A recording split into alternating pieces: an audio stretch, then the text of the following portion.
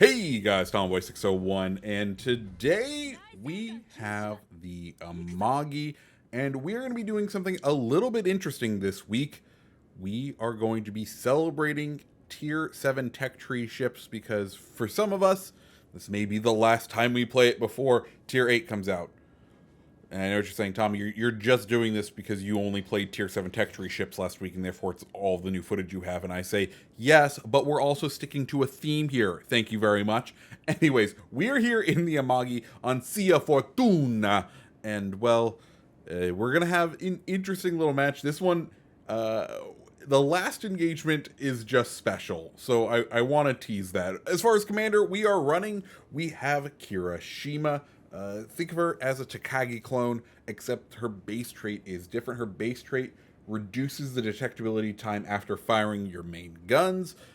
Right now we have her at down to 8.5%, which means after about 18 seconds, as opposed to the 20 seconds of normal on ships, we will disappear off of the minimap. And of course, this works very well for Amagi, because Amagi is kind of meant to play from that far back kiting-ish play style. You know, when you have three guns on the rear, it kind of telegraphs saying, hey, this is the part of the ship that's supposed to be pointed towards the enemy. So the idea that you're supposed to play kind of Amagi with is you get your turn in, you get your rear guns at a decent firing angle where you can engage the enemy, keep them in that section on the minimap between the blue and the white. If you look up there, between your natural spotting range and your maximum range, fire your gun, then if you remain spotted, let yourself fall off and kind of keep yourself in that area. Or at least that's the plan as far as how you are supposed to play Amagi. Of course, not all plans survive first contact with the enemy. Anyway, we've headed out to the flank here. We can see our natural enemy, the Iowa, is stalking out in the distance. And we have a Vittorio Veneto as well, which could prove to be a little bit more of a challenge. We get some nice hits on the Iowa there. One thing to keep in mind is the Japanese dispersion. It does tend to become a little bit more accurate as the shells go down range. So you want to keep enemies at a distance. Once it gets a little bit closer, then you can have some wonkiness kind of kick in. But Japanese shells flying true for us today after two salvos. We have 22,000 damage off that Iowa, which is not too bad. We see Minotaur out there. He has decided to smoke up because, well, what else is he going to do? That's kind of his shtick. So we're going to go ahead and take up position right here. We see our fellow battleship, the Bismarck, decided that full ahead into open water was going to be his best play because he wanted to use his secondaries. Spoiler alert for you, it's not the best play for those Bismarck captains or those who are struggling along with their Bismarck.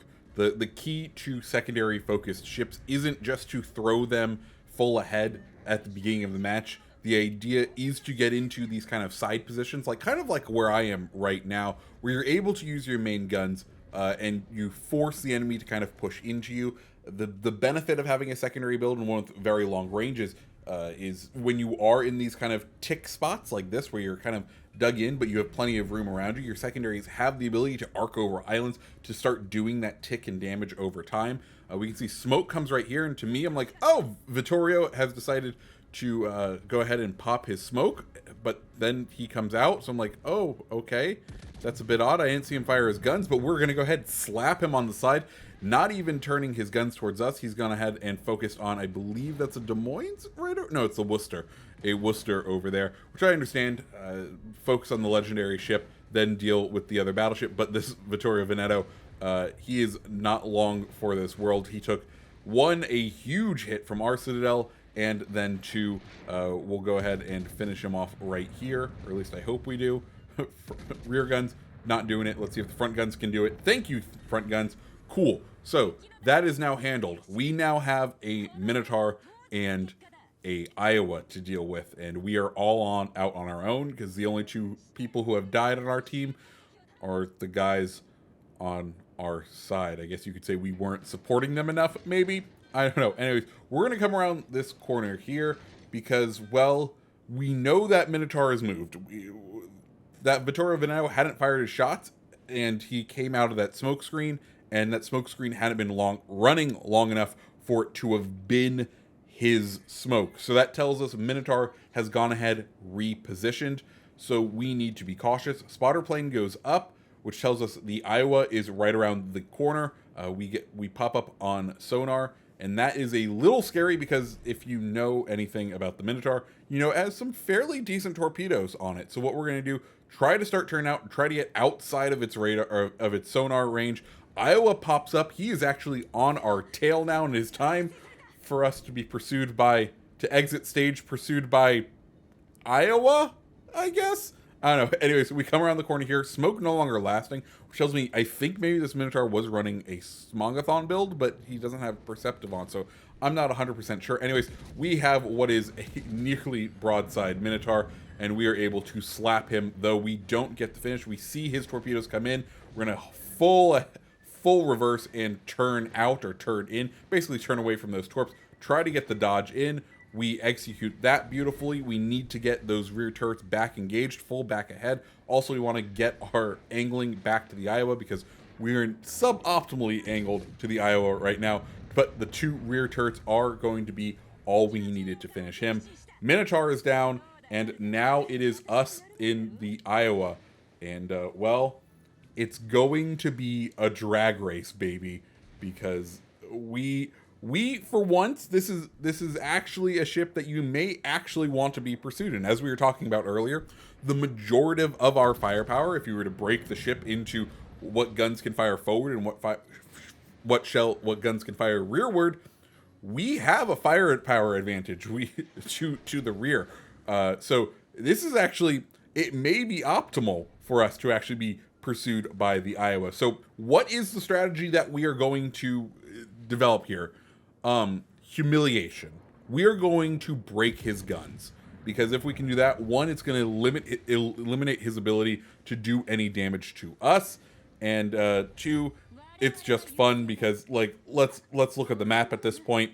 We may sail into the range of the enemies, but this is really going to be a one-on-one duel between us and the Iowa. And to back it all up, we have the advantage when brawling like this, weirdly, because we have turtleback armor. So we're going to go ahead, just start slapping his guns. We go ahead, get the disable on one, destroy the other, meaning that he is now down just to one set of turrets on the front and his rear turret. Now, we do need to be a little cautious here, because I don't know if you've noticed this, but he is slowly gaining on us. That's right, the fast battleship of the Iowa is at this point starting to try to overtake us. We do knock out his other front gun there, leaving him all but dead in the water as far as damage goes. We now just need to finish him. And what we could do, because the way damage is dealt when ramming is it is a multitude of factors. It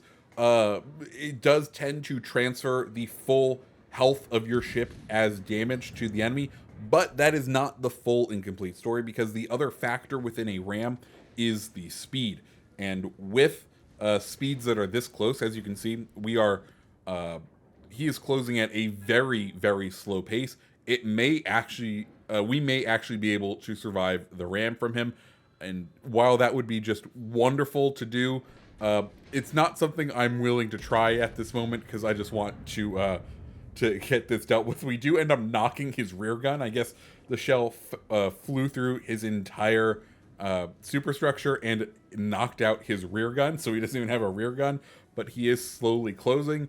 And well, he's starting to get close. He is starting to get uncomfortably close, but thankfully we just need this one last shot. Auto aim doesn't like to deal with ships that are that close. Thankfully we end up finishing him right here, and that's the match, guys. Like I said, it's a fun one to kick off the week. Guys, I hope you liked the video. If you did, go ahead and hit the like button, hit the subscribe button, and I hope you have a fantastic rest of your day. See ya.